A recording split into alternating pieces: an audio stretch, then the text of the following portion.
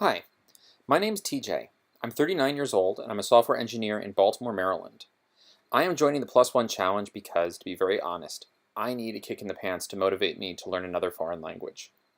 I am planning for this challenge to work on learning French and improving my Hebrew.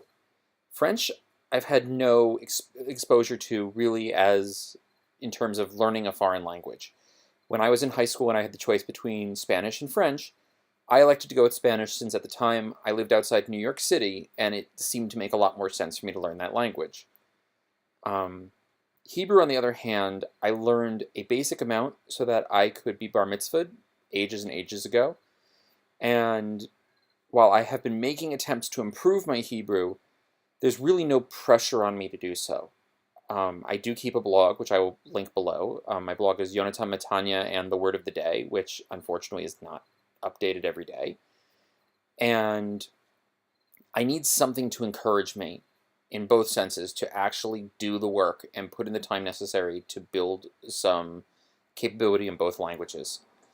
I'm going to begin tomorrow, which is the 29th of September, and I will be running through the 28th of December, which is 90 days later.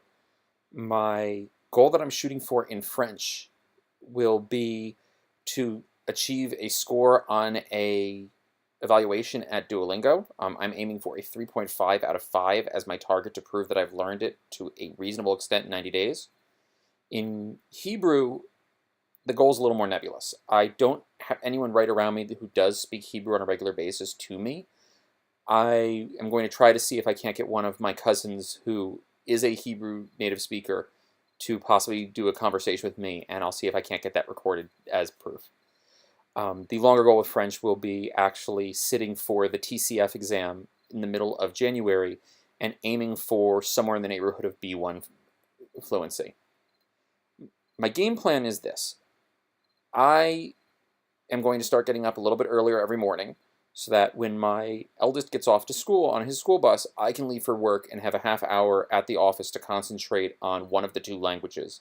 And then likewise, after the kids go to bed, do the same with the other language for half an hour in the evening.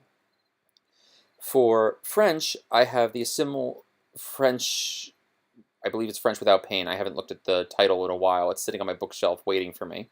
I'm also going to be using Duolingo, which has French set up, and my goal with targeting trying to get through the tree before the end of the 90 days in French. Hebrew is harder because, as I said, there aren't as many materials. I don't have as much exposure, but I do have movies in Hebrew. And so my goal is going to be to start reading Yisrael Hayom, a daily newspaper, on a daily basis, and trying to build my vocabulary and my grammar, and supplement that with grammar books taken out from the library and movies every couple of nights, and see if I can't improve my understanding. The punishment and rewards I haven't thought through. I'm sure my wife will come up with something for me, probably a week of cleaning the house or something like that, but I will put that in a future update. And other than that, I will be trying to I'm aiming for a video once a month. I will try for every 2 weeks, but as anyone who has kids will tell you, that's not really feasible to guess in advance how often you're going to make an update. So I will commit to once a month videos, trying for every 2 weeks, and I will be updating at my website, as I said, which will be linked below. And I will be around. And Brian, thank you for this idea. Thank you for giving me incentive to learn this. So folks, go check out the other videos of other people doing the challenge, and see you all in 90 days.